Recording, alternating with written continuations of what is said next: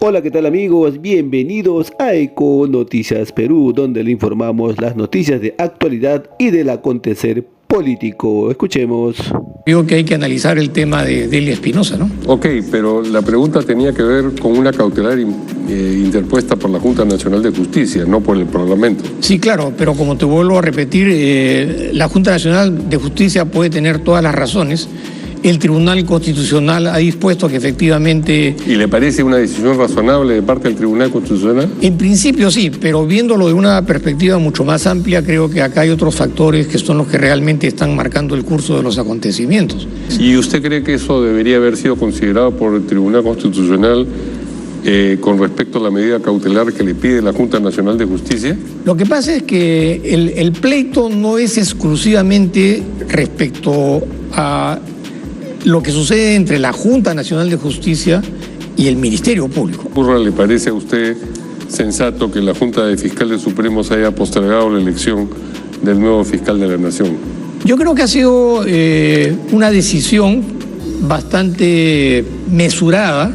Ahora, así como están las cosas, luce muy improbable que la señora Espinosa regrese a la Fiscalía de la Nación, ¿no? Bueno, por supuesto, yo creo que la señora Delia Espinosa cometió una serie de errores, se excedió en sus atribuciones y además continúa en la brega, porque no tengo la menor duda de que va a seguir poniendo en práctica todos los medios legales que le permite la ley, incluso recurrir al sistema interamericano de derechos humanos. Porque eso... se suponía que la Junta de Fiscales Supremos, precisamente en consonancia con esto que acabo de decir, iba a elegir al nuevo fiscal de la Nación hoy, y esa decisión, sin embargo, ha sido postergada hasta el próximo año.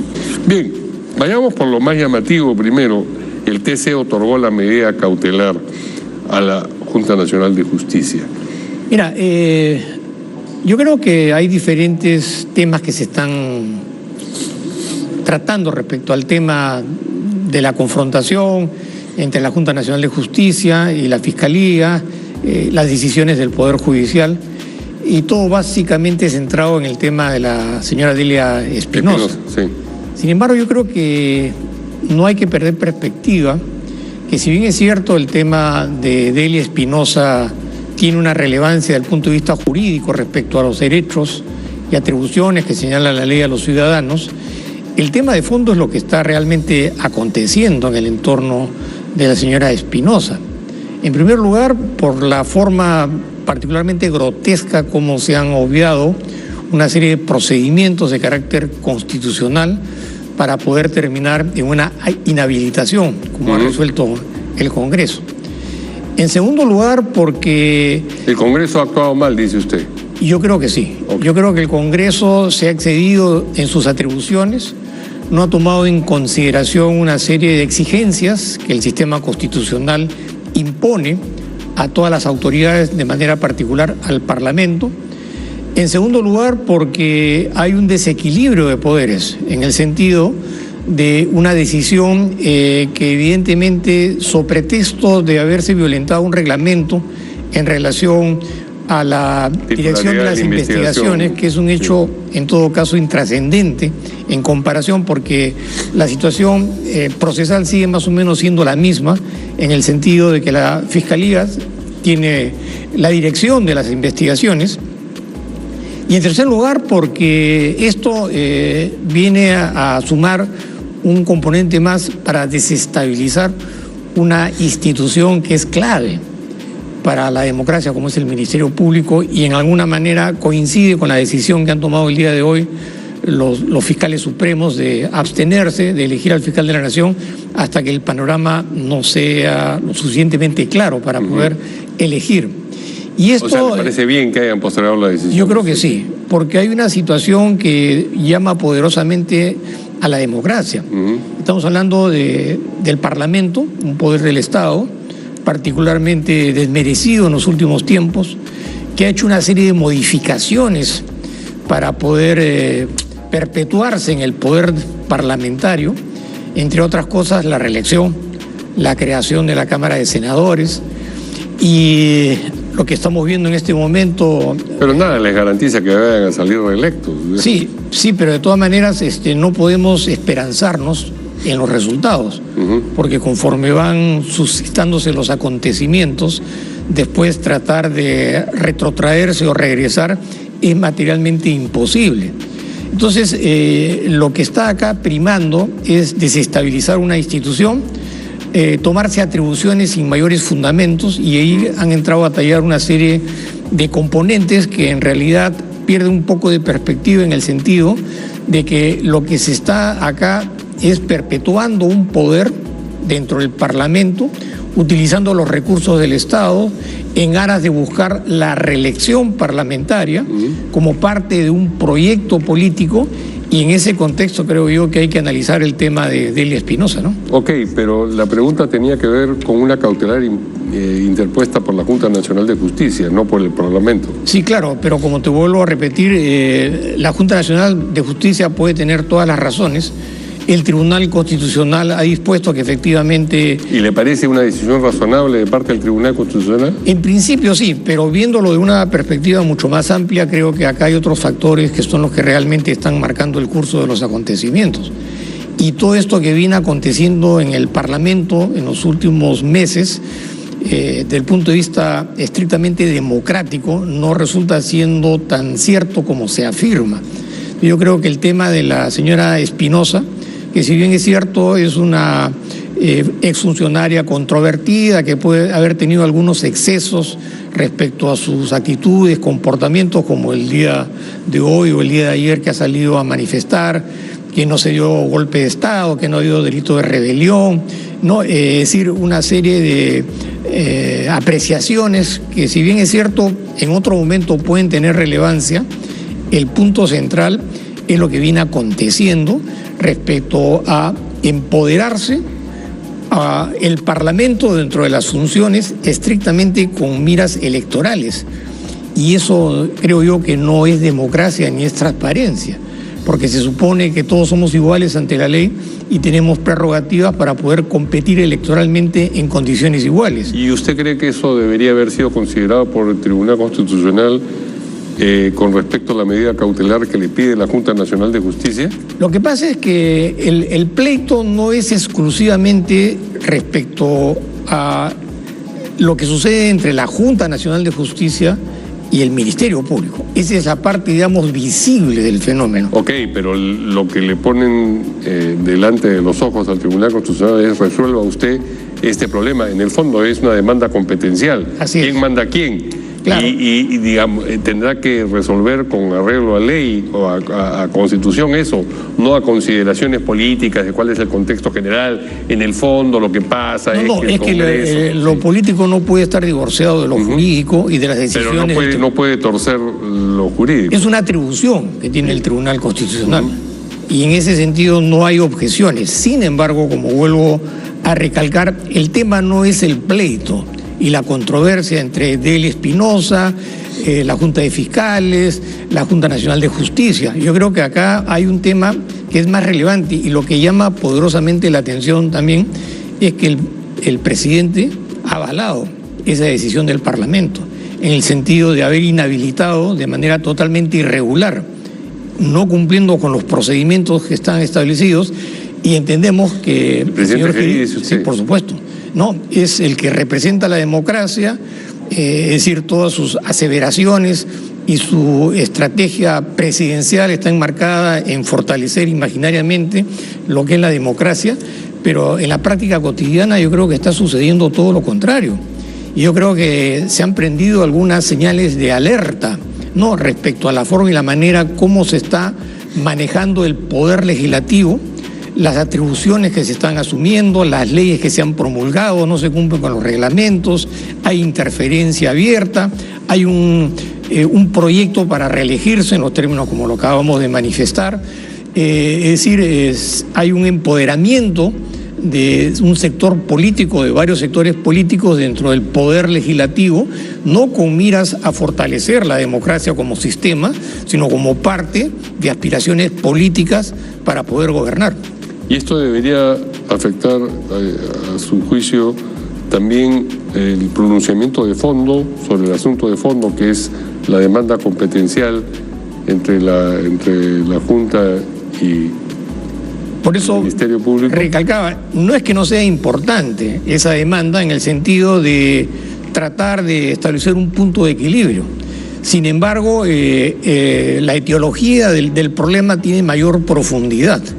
No solamente en lo que acabo de manifestar respecto al Parlamento, sino también lo que está aconteciendo dentro del Ministerio Público. Y el Ministerio Público, como sabemos perfectamente, es una institución clave para la democracia. Entonces, esta situación de desestabilización que ha ido en aumento en los últimos tiempos podría terminar incluso hasta una decisión de poder intervenir el Ministerio Público en una situación tan importante como es estar a puertas de un proceso electoral.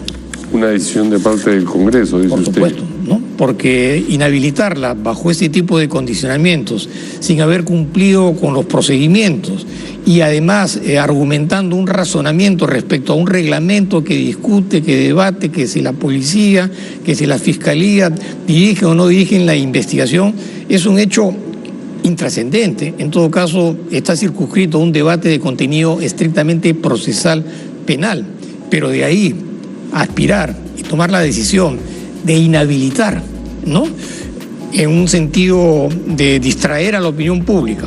Por otro lado, poner en evidencia el empoderamiento del mismo poder dentro del Parlamento a puertas de un proceso electoral que es avalado por el presidente de la República. Yo creo que mínimamente hay que estar muy atentos a lo que está aconteciendo. No, atentos definitivamente, pero si lo entiendo bien, usted lo que está diciendo es el TC no debió concederle la cautelar a la Junta Nacional de Justicia, ni tampoco pronunciarse a favor de la Junta cuando le toque con respecto a la demanda competencial, porque el Congreso tiene unas pretensiones que no necesariamente ese tipo de análisis. Es lo que estoy entendiendo. Es una atribución que tiene evidentemente el Tribunal Constitucional. En el sentido de estas medidas cautelares, evidentemente abonan a la desestabilización del Ministerio Público. Y la decisión del Tribunal Constitucional está orientada evidentemente a tratar de encontrar algún margen de pacificación dentro de la controversia. Pero ese es un análisis aparente que no deja de tener importancia desde el punto de vista legal, procesal, constitucional. Pero eso no es ajeno a todo lo que está analizándose. Y yo creo que hay que tener un poco de perspectiva más amplia para darle cierta homologación a todos estos acontecimientos y poder descubrir que no están desconectados unos de otros, sino que es parte, porque evidentemente, y además... Pero usted está diciendo que una cosa pesa más que la otra y que en función de eso el tribunal tendría que haber... No, yo no he dicho, el tribunal ha actuado de acuerdo a sus atribuciones. Sin embargo... No, pero lo razonable, no estoy diciendo que usted esté afirmando que el tribunal ha actuado de manera indebida, contra ley o lo que sea. Está diciendo que no ha sido sensata su decisión. No, yo estoy de acuerdo con la decisión del Tribunal Constitucional a los efectos de superar estas disquisiciones que en última instancia evidentemente denotan también en muchos casos una interferencia del Poder Judicial en las actuaciones del propio Ministerio Público. Pero eso es una parte del análisis. Yo creo que podríamos ir un poco más allá y empezar a lucubrar o a descubrir otros factores que son los que realmente deberían centrar el interés. Porque claro, hay una vocación electoral, democrática, de discutir a puertas de todo lo que significa el proceso electoral, pero no dejemos de considerar otros aspectos que han venido suscitándose en el país en los últimos tiempos. Pero al final del día el tribunal tiene que tomar una decisión. Por supuesto, yo estoy de acuerdo con esa decisión, ¿no? En el sentido de tratar de evitar en la medida de lo posible que haya un exceso o un abuso de las medidas cautelares para poder trastocar el funcionamiento orgánico de una institución como el Ministerio Público. Y tiene que tomar una decisión también a propósito de la demanda competencial. Por supuesto, habrá que esperar en qué sentido se va a resolver esa demanda competencial, cuáles van a ser los argumentos, en qué aspectos se va a recalcar y cuál va a ser el fallo final, ¿no? Y en esa medida, y mientras que eso no ocurra, ¿le parece a usted sensato que la Junta de Fiscales Supremos haya postergado la elección del nuevo fiscal de la Nación? Yo creo que ha sido una decisión bastante mesurada, porque no es un momento normal por el que atraviesa el Ministerio Público, no solamente desde la perspectiva de lo que acabo de señalar, sino también respecto a una serie de problemas orgánicos e internos del Ministerio Público. Sí. Entonces, evidentemente que quien tenga que asumir un cargo tan importante en un momento electoral, a puertas de unas elecciones, y se convierta en el fiscal de la nación, habría que esperar un poco para ver cómo se van acomodando las situaciones y en última instancia tendrán que tomar una decisión sobre el particular. Pero porque además también hay un proceso en curso para inhabilitar a varios miembros fiscales supremos. Sí. Entonces, ese es un factor también que puede tomar relevancia, porque si efectivamente inhabilitan a estos fiscales supremos, estos cargos tendrían que ser suplidos por otros fiscales. Que serían los que votarían por el fiscal. Y ahí habría que ver cómo se mide el poder y las fuerzas políticas que podrían estar interesadas en esta decisión, ¿no? Ahora, así como están las cosas, luce muy improbable que la señora Espinosa regrese a la Fiscalía de la Nación, ¿no? Bueno, por supuesto, yo creo que la señora Delia Espinosa cometió una serie de errores, se excedió en sus atribuciones y además continúa en la brega, porque no tengo la menor duda de que va a seguir poniendo en práctica todos los medios legales que le permite la ley, incluso recurrir al sistema interamericano de derechos humanos, porque es una prerrogativa que tiene, y además porque está haciendo de una u otra manera política, en el sentido de hacer aseveraciones que no tienen absolutamente nada que ver con el momento mismo por el que atraviesa el Ministerio Público, relacionados a si se trató del delito de rebelión o de conspiración, ¿no? De lo que se ventiló, además de un proceso contra Castillo Terrones que está en curso y que además falta una segunda instancia. Sí. Bien, muchas gracias al abogado penalista, el doctor Luis Lamas Pucho. Bien, finalizamos con este video y no te olvides de dejarme tus comentarios, suscribirte a este canal, darle un me gusta al video y compartir este video con tus amistades.